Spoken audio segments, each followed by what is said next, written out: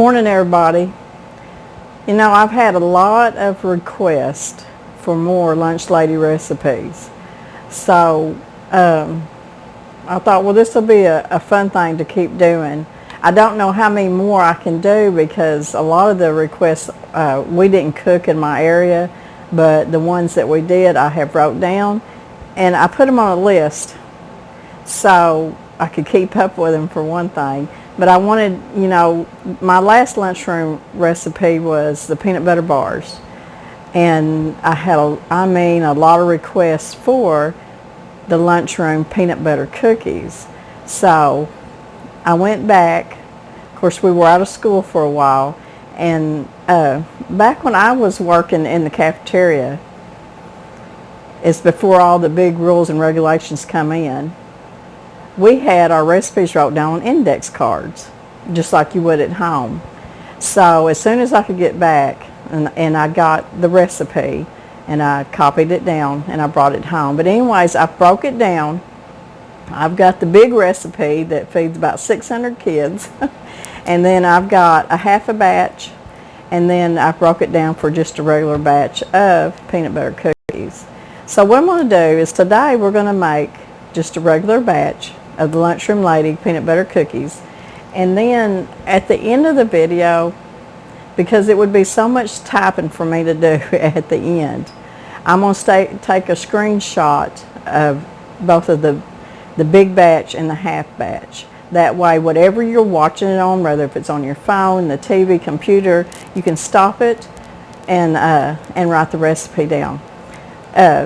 I've had a lot of people ask, Miss Lori, I wish you'd get a printable version of your recipes. I'm not set up for that right now. Everything I do is done on my little phone. I don't have a computer or nothing like that. And it wouldn't do me any good to get one at this point because we live way out in the country, up in the woods, up in the hills, and we don't have good Wi-Fi or anything. So we do what we do, and maybe someday I can get set up like that. So I tried to help y'all as much as I can because I want y'all to have these recipes. And I've had a request for a cookbook, and Miss Lori's working on it, but it's probably not going to come out till next year because I'm having to find time to work on it off and on. So anyways, let's get started on our cookies. Okay, let's get started. First thing we're going to do is I'm going to show you what's in my bowl right here. I went ahead and mixed up my dry ingredients, and it's 3½ cups of all-purpose flour. It's got 2 teaspoons of baking soda, and it's got 1 teaspoon of baking powder. Now, sometimes I know it may seem unusual to have baking powder and baking soda both in it, but that was our recipe. The recipe did not call for salt. You can use salted butter or unsalted butter in this recipe, whichever you want. But anyways, I've got my dry ingredients here. And what we're going to do is we're going to start mixing up our softened butter. And I've got 12 ounces of softened butter. And like I said, the recipe, it didn't call for salt. And I know a lot of people, I won't always say unsalted or salted butter, but if it's a recipe that specifically says not to use salted butter, I will always tell you. But at this point, either way. 12 ounces of softened butter. I know that's that seems like a lot, but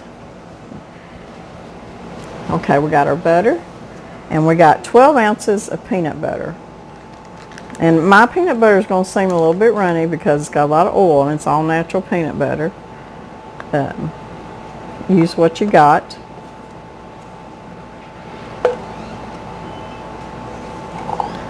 Your all natural peanut butter doesn't have as much sugar and stuff in it, so it's not going to be as sweet as Jif or Skippy or something.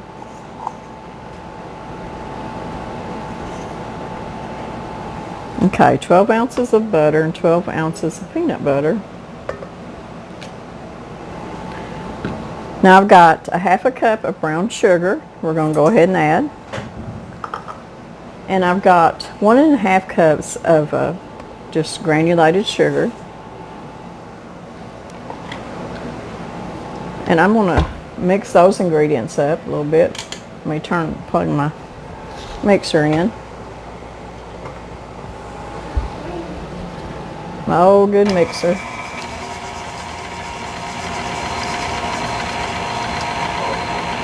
And we're just going to cream this together like you would most cookie recipes. And then we're going to add 3 eggs. You know, I loved making cookies at school. Of course, we made them in a big stand mixer, floor stand mixer, and make the big batch. And after we got done mixing, we would get the big dish pans out, and then we'd put so much of the cookie batter in each one because it's easier for us to dip out with our cookie scoops. Okay, we're going to mix the eggs in, 3 eggs.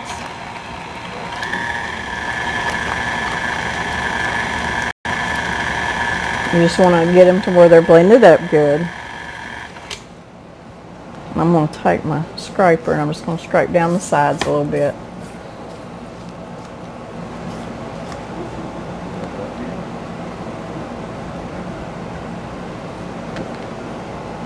Okay, we got everything in there. I'm going to put 2 teaspoons of vanilla.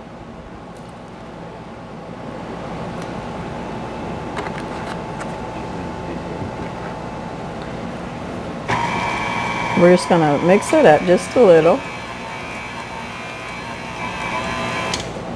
And now we're going to put in our dry ingredients. And we're just going to mix that up, and that's all there is to it.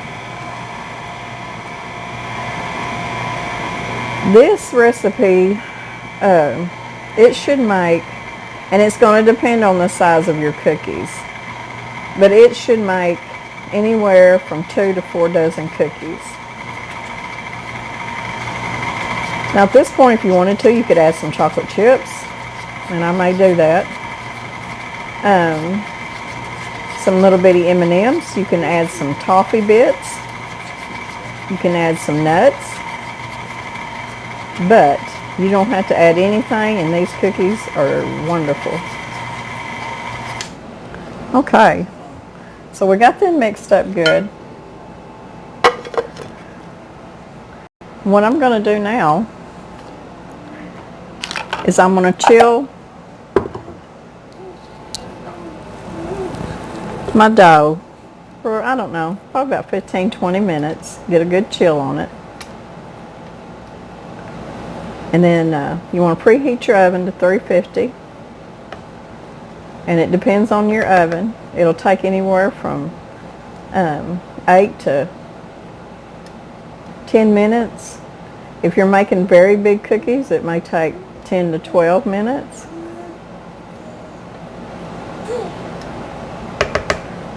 I think I'm just going to leave them as is. I don't think I'm going to put any chocolate chips in them. Just regular, good old peanut butter cookies. Now, Mr. Brown and I, there's no way we can eat this many cookies. So what I'm going to do is I'm going to make us so many cookies, and then I'm going to put the rest up in the freezer for when the kids come or we get company or something like that. I freeze a lot of cookie dough. That way I've got it on hand if I need to make me a batch of cookies real quick. Okay, I've oiled my cookie sheet. You can spray it or whatever you use. And I'm just going to roll me out about 1-inch balls. Put about 3 across. Probably about 4 down. Now at school we would use our cookie scoop. But at home I like to roll them out. Make little round balls. They seem to cook up really well. And of course you've got to have your signature peanut butter crisscross on your cookies. It wouldn't be peanut butter cookies without the crisscross on it. Let's stick my fork just in a little bit of water, keep it from sticking. Go one way and then go the other way. Just kind of push them down a little bit. My oven is 350. Okay, 350 oven, and I'm going to check it about 8 minutes. My oven tends to cook a little bit faster than some,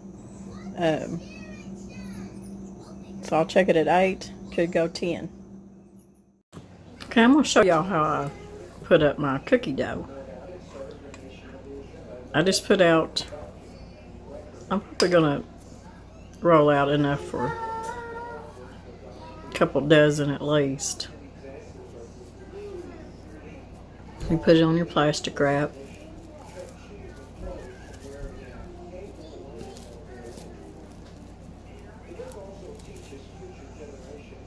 And I'm going to pull it back here just a little bit so I can roll it good.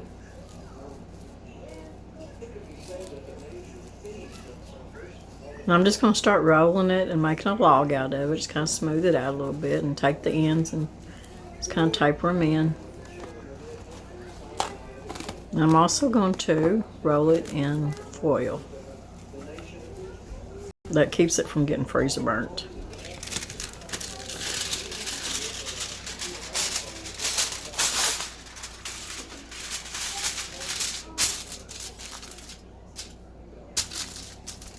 So just take it, roll it up in your foil. Kind of clamp the ends a little bit. And because I have several batches of cookies out there, I'm going to take my permanent marker and put peanut butter on it so I don't get them mixed up. So it's about that easy. Now we'll just put it out in the freezer and we'll have it next time we want some peanut butter cookies.